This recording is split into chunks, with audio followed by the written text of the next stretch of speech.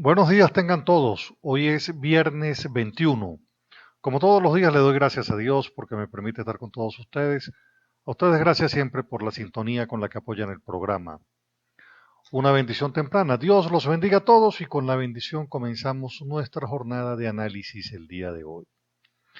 Bueno, sin lugar a dudas, tenemos que empezar con el tema del paro cívico nacional que se convocó por parte de la oposición, que por demás es importante destacar, contó con una altísima participación y respaldo de todos los sectores de la vida social, empresarial del país, toda vez que se pudo evaluar que en un 87% se logró el paro cívico durante 12 horas. De tal manera entonces que a prácticamente una semana de la consulta nacional, otra acción contundente es el paro cívico nacional, que por demás contó con un respaldo que no deja lugar a dudas de cuál es la posición de los venezolanos. No deja lugar a dudas. Por otro lado, también es importante destacar que asciende a 97 el número de caídos en 111 días de represión. El Foro Penal está registrando 170 detenidos a nivel nacional en el paro, de tal manera que estamos en presencia de una situación bien conflictiva, y se va a poner más conflictiva si el gobierno persiste en imponer y tratar de aplastar a los venezolanos. Hay una cosa que se denomina el espíritu nacional. El espíritu nacional es el espíritu del pueblo. Ese espíritu del pueblo, que se convierte en el espíritu nacional, demanda cambios. Eso es indetenible, absolutamente indetenible. Cuando se trata de frenar los movimientos sociales en búsqueda del cambio, con frecuencia se termina obrando en la generación de una violencia por nadie deseada. La historia demuestra que cuando se ha pretendido frenar el movimiento de cambio, eso degenera en violencia. Estamos en presencia entonces de un hombre en el ejercicio de la presidencia que no quiere escuchar a su pueblo. Es una cosa insólita. No quiere escuchar a su pueblo. Está como los viejos monarcas, como los viejos reyes del tiempo medieval, que no querían escuchar a la gente cuando tenía hambre. Y hoy está sucediendo exactamente igual. Los que están en ejercicio de la función de gobierno no quieren escuchar al pueblo. Bueno, ese espíritu nacional nunca muere. Ese espíritu de cambio, ese movimiento social que está conformado a lo largo y ancho del país, convertido en ese inmenso espíritu libertario, que además de cambio lo que no quiere es comunismo, vale decir, no quiere Estado comunal, no es fácil detenerlo. Y se ha venido cumpliendo la máxima que los cubanos aprenderán en Venezuela, es que a mayor represión, mayor resistencia. Si el gobierno y si la Fuerza Armada utilizara los análisis estratégicos para evaluar que el, la represión aumentó, pero aumentó también la resistencia, tendrá que admitir que la represión no será el camino para detener la protesta. No será el camino para detener la protesta, porque hay una determinación en la sociedad y en el pueblo a hacerse valer, vale decir, a hacerse entender, a hacer que sus postulados se cumplan, no los del que gobierna, sino los postulados del pueblo. Y ahí entonces donde está el gran problema que tiene esta revolución, que cree que los colectivos paramilitares en Venezuela, que en Cuba se denominan comités de defensa de la revolución, que apalean a los opositores en el caso de Venezuela, eso no ha funcionado de esa manera. Y hemos encontrado entonces que los colectivos también corren cuando la sociedad se organiza para perseguirlos, porque los colectivos no tienen calificación legal para actuar como lo están haciendo. Entonces, el gobierno tiene una altísima responsabilidad en lo que está sucediendo en el país de forma directa, de forma total y absolutamente directa. Vale decir, no quieren conducir ese deseo de cambio del país en los mecanismos democráticos para dirimir controversias, sino que quieren imponerse desde la minoría a una sociedad que se acostumbró a gobernar por mayoría y la democracia que se ejerce por consenso y no por imposición o implantación. Bueno, nosotros en el caso del Táchira igual, la represión fue alta, fue bastante alta la represión en el Táchira, pero igual la resistencia también fue muy alta. En el Táchira se cumplió el paro nacional, que también el Táchira respaldó, por lo menos en un 95%, y ello habla entonces de que el Táchira tiene una alta disposición para enfrentar y seguir enfrentando la lucha. Bueno, por otro lado, hoy se tiene previsto que la Asamblea Nacional nombre a los magistrados del Tribunal Supremo de Justicia. Eso de conformidad con el mandato de la consulta del domingo próximo pasado. Ahora bien, el Tribunal Supremo de Justicia también se adelantó y ayer mismo declaró nulo el proceso de la Asamblea Nacional para la designación de magistrados. La Sala Constitucional del Tribunal Supremo de Justicia, en ponencia conjunta de sus magistrados, declaró nulo el proceso a través del cual la Asamblea Nacional pretende nombrar a un grupo de magistrados en el máximo tribunal. La Sala fundamenta su decisión en la jurisprudencia y en lo establecido en el artículo 213 del Código Penal, el cual prevé que cualquiera que indebidamente asuma o ejerza funciones públicas, civiles o militares, será reo de delito por usurpación de funciones. Esto de conformidad con el artículo 213, que dice: cualquiera que indebidamente asuma o ejerza funciones públicas, civiles o militares, será castigado con prisión de 2 a 6 meses, y en la misma pena incurrirá todo funcionario público que siga ejerciéndolas después de haber sido legalmente reemplazado o de haberse eliminado del cargo. Podrá disponerse que a costa del condenado se publique la sentencia en extracto en algún periódico del lugar que indique el juez. La sala se declara competente para conocer de la demanda de nulidad por inconstitucionalidad. No dice quién la presentó, del proceso de la designación de magistrados que actualmente conduce la Asamblea Nacional de Venezuela, por afectación directa de intereses colectivos y difusos debido a los efectos de este proceso, la cual se admite. No explica cómo es el tema de derechos de la afectación de intereses colectivos y difusos, porque lo cierto es que los intereses que están siendo afectados en este caso son los de los propios magistrados. Declara de mero derecho y con carácter de urgencia el recurso y declara la nulidad por inconstitucionalidad del proceso para la designación de magistrados que hace la Asamblea Nacional por afectación directa de estos derechos y de todos los actos dictados con ocasión del mismo por la Asamblea Nacional. Acuerda la publicación en Gaceta Oficial de la República Bolivariana de Venezuela y en la página web del Tribunal. Advierte a la Asamblea Nacional, así como a cualquier otro ciudadano que pretende investirse del cargo de magistrado del Tribunal Supremo en abierta violación de las normas constitucionales y legales, la usurpación de funciones que está prevista en el artículo 213 del Código Penal y reitera que la Asamblea Nacional se encuentra en desacato. En consecuencia, todos sus actos son nulos, de nulidad absoluta, carentes de validez y eficacia jurídica.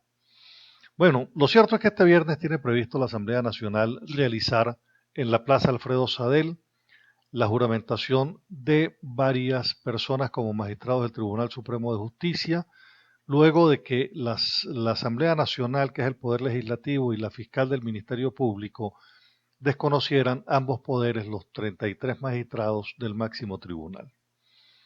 Bueno, ¿en qué punto estamos? Estamos en que precisamente el artículo 213 del Código Penal, ¿verdad? Habla de la usurpación de funciones. Es exactamente lo que la fiscal ha dicho de estos magistrados, de los titulares, que están usurpando funciones porque no son competentes para el ejercicio del cargo. Vale decir, ellos están usando el mismo argumento que la fiscal usó contra ellos. Ustedes no tienen la cualidad para estar en ese cargo, no reúnen los requisitos para ser magistrados del Tribunal Supremo de Justicia. Por tanto, ustedes son los que están usurpando las funciones de forma ilegal e inconstitucional. Vale decir, estos magistrados utilizan el mismo argumento que utilizó la fiscal para desechar la posibilidad de que ellos tuviesen algo de legalidad en el ejercicio del cargo. Y cuando los recusó, los recusa, por cierto, desde el proceso de nombramiento, vale decir, el proceso de cómo fue la postulación hasta el nombramiento, donde está señalando que desde el origen el proceso fue abiertamente ilegal e inconstitucional. Pero bueno, estamos en presencia de esa situación anómala que vive el país, de esa circunstancia de crisis institucional donde bueno, todo se va a ir convirtiendo en una suerte de anarquía en razón a que el gobierno ha venido utilizando al Tribunal Supremo de Justicia como válvula para contener a la oposición y a la sociedad opositora y como dispositivo para imponer sus verdades desde el gobierno, y resulta que se le rompió el muro, se le agrietó el muro del chavismo con la fiscal general de la República, que ha dicho esos magistrados están electos de forma ilegal. De tal manera entonces que a partir de hoy empezaremos a ver otro episodio nuevo en el tema de la institucionalidad.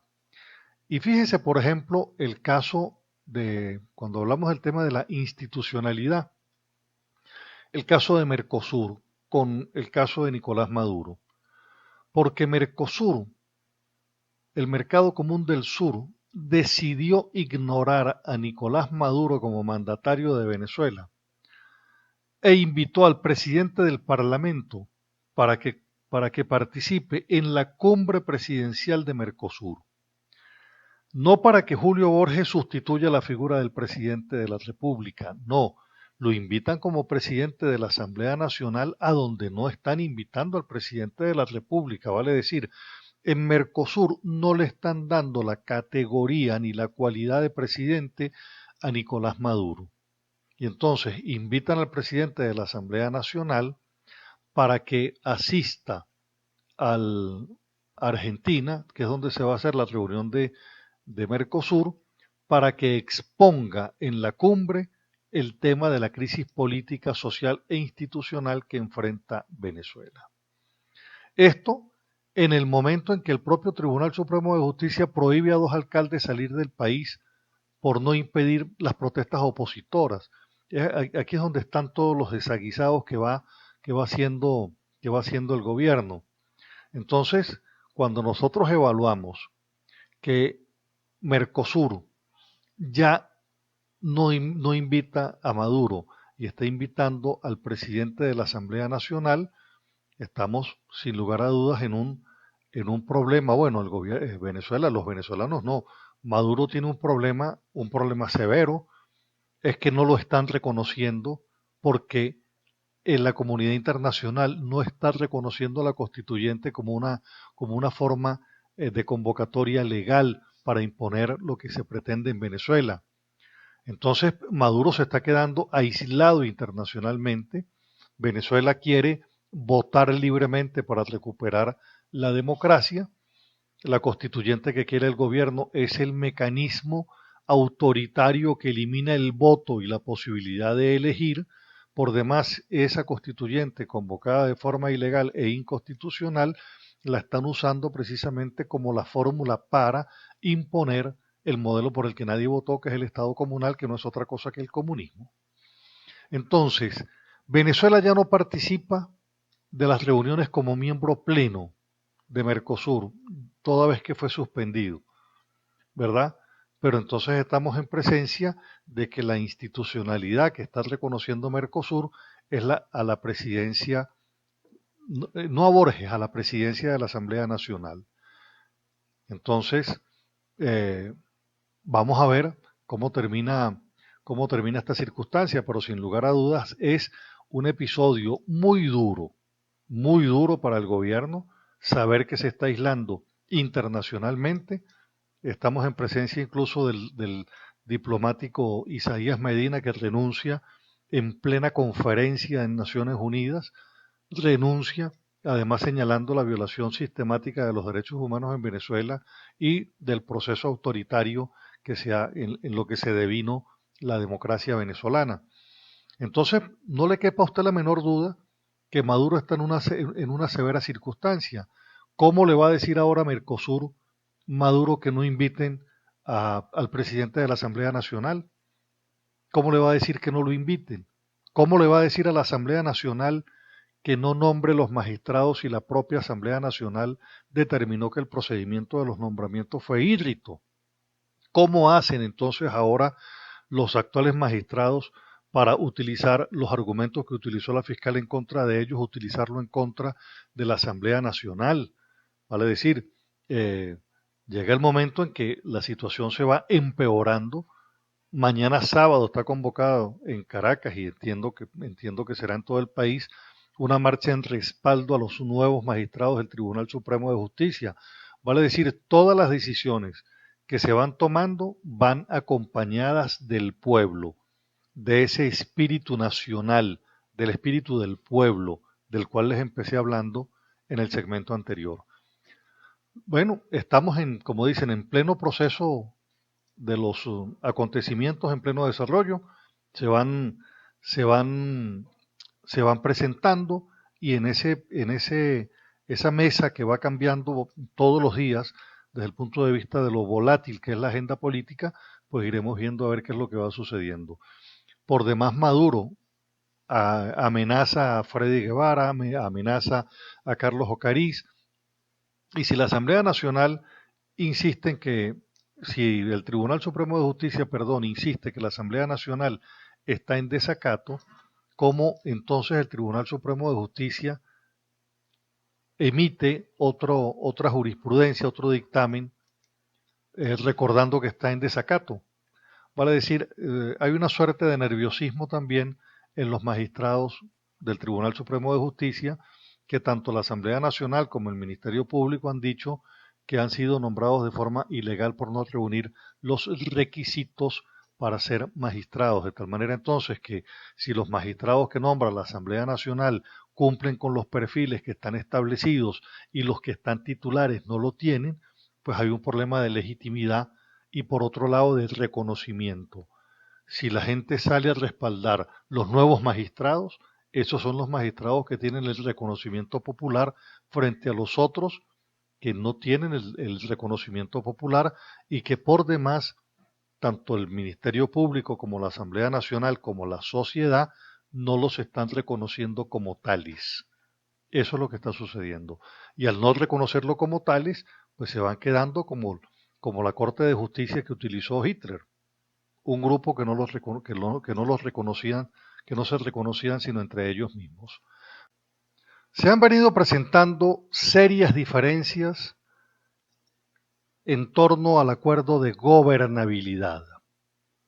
El acuerdo de gobernabilidad presentado por la Mesa de la Unidad Democrática y hay quienes han señalado que ese acuerdo de gobernabilidad no fue el mandato de la sociedad en la consulta que se realizó el domingo próximo pasado. ¿Qué están diciendo? Bueno, se está diciendo que hay un acuerdo de gobernabilidad a donde se está hablando de elecciones primarias y lo que la gente recuerda es que se habló fue de un gobierno de unidad nacional para la transición. Entonces, volvemos con el mismo problema de que hay factores que empujan y otros que no recogen, esos que están empujando no recogen las observaciones de los demás. En este caso, María Corina alega haber presentado 2 semanas antes una serie de observaciones a este documento y que no fueron escuchadas.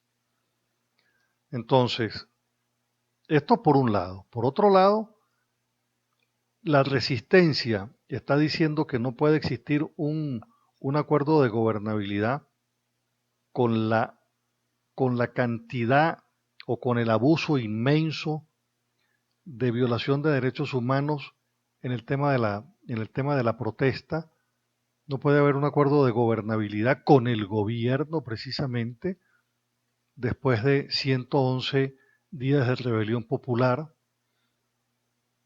Y de alguna manera esto hay que ponerlo en perspectiva.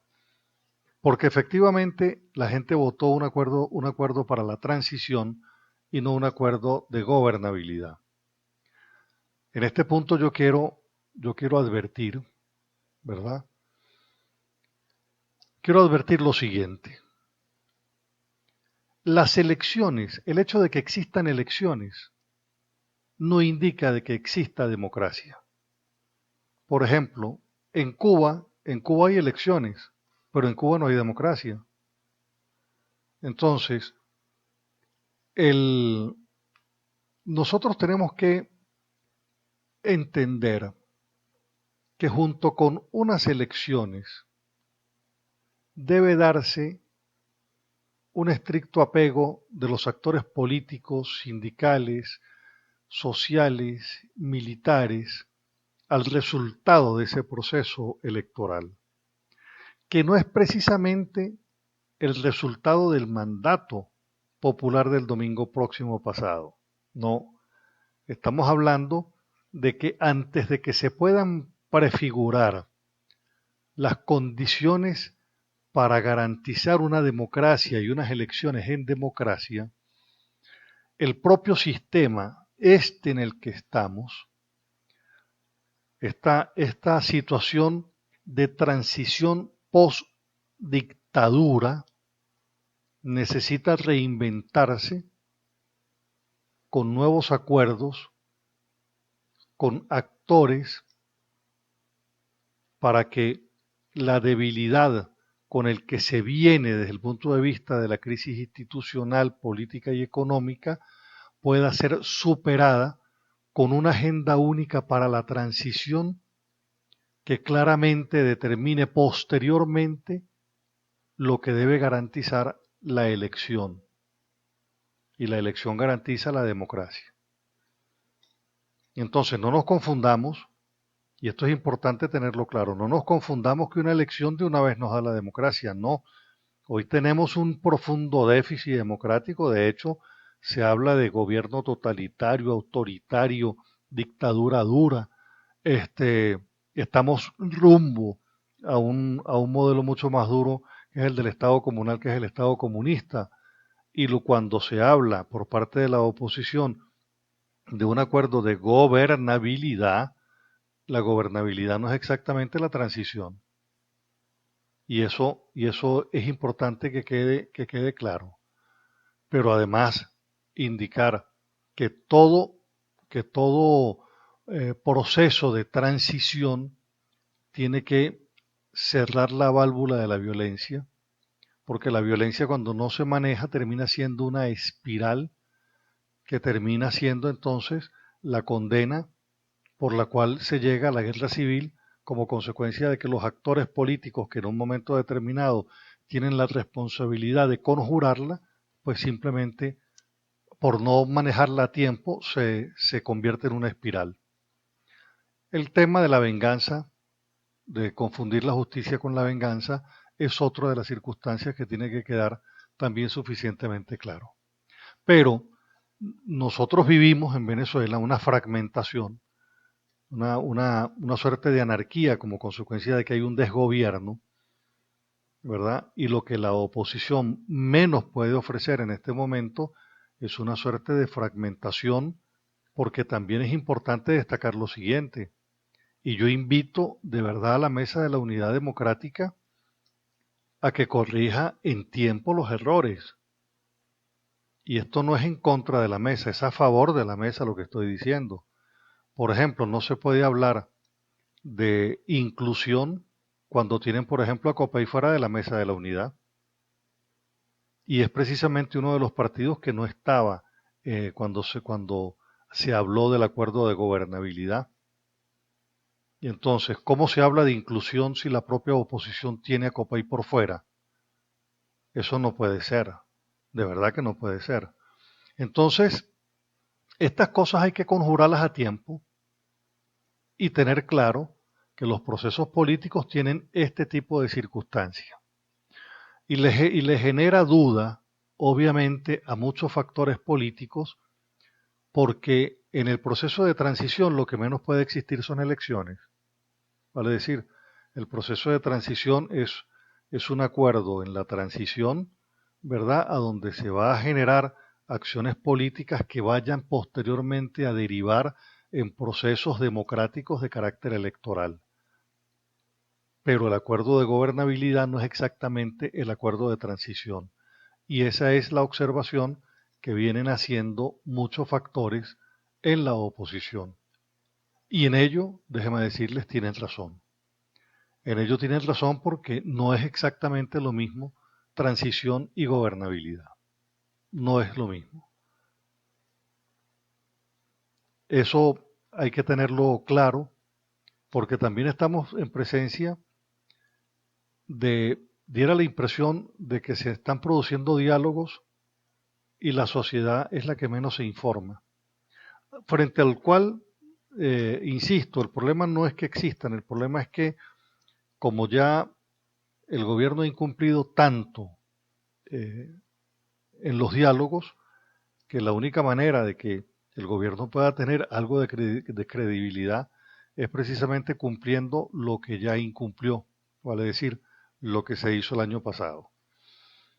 En eso hay que ser muy cuidadoso, altamente cuidadoso, porque la próxima semana, todo este fin de semana y la próxima semana, el costo, el costo al parecer va a ser superior si nosotros consideramos que la alta represión que se ha vivido en todos los 111 días de protestas, la de ayer es la más alta, con, si no me equivoco, cobra tres, tres muertos más. Eh, el costo del conflicto va creciendo, el costo de mantener a Maduro también va creciendo, entonces las soluciones tienen que plantearse de conformidad con lo que fue el cartabón de votos que se sacó en este proceso pasado. Bueno, lo digo de verdad con el mejor sentido, con el mejor sentimiento, con el mejor aporte, para que entendamos que una elección posterior a esta crisis lo que puede conducir es que el chavismo vuelva después a ganar un proceso electoral como consecuencia de que los que entren a gobernar van a recibir el peso de una crisis que es inmanejable, más aún si se plantea, como lo decía ayer, por vía de un mecanismo de centralización a donde estaría todo el mundo agotado, vale decir, eso no tiene posibilidad de resolverse por esa vía, sino por vía de la descentralización como una política de Estado con rasgos autonómicos. Pero, atención, cuidado con esto, cuidado con confundir acuerdo de transición con acuerdo de gobernabilidad. Acuerdo de gobernabilidad es con el gobernante, acuerdo de transición es sin el gobernante. Son dos cosas distintas. y comparto la inquietud que tiene mucha gente sobre este mismo tema. Bueno, llegamos a la parte final del programa, espero les haya gustado. Mi teléfono es el de siempre, 0424-724-4318. Sígame por favor en Twitter, @Carlos Casanoval. En Facebook, Carlos Casanova. Recuerda que este programa lo puede escuchar en 1060 a las 11:30 de la mañana. Lo puede encontrar en Facebook también o en mi canal de YouTube Un Día Más. Me despido con este pensamiento. Aprende del pasado, vive del presente y trabaja para el futuro. Dios los bendiga a todos. Nos encontramos el lunes con el inmenso favor de Dios. Regáleme usted a mí también su bendición. Dios los bendiga. Bueno, los quiero mucho. Feliz fin de semana.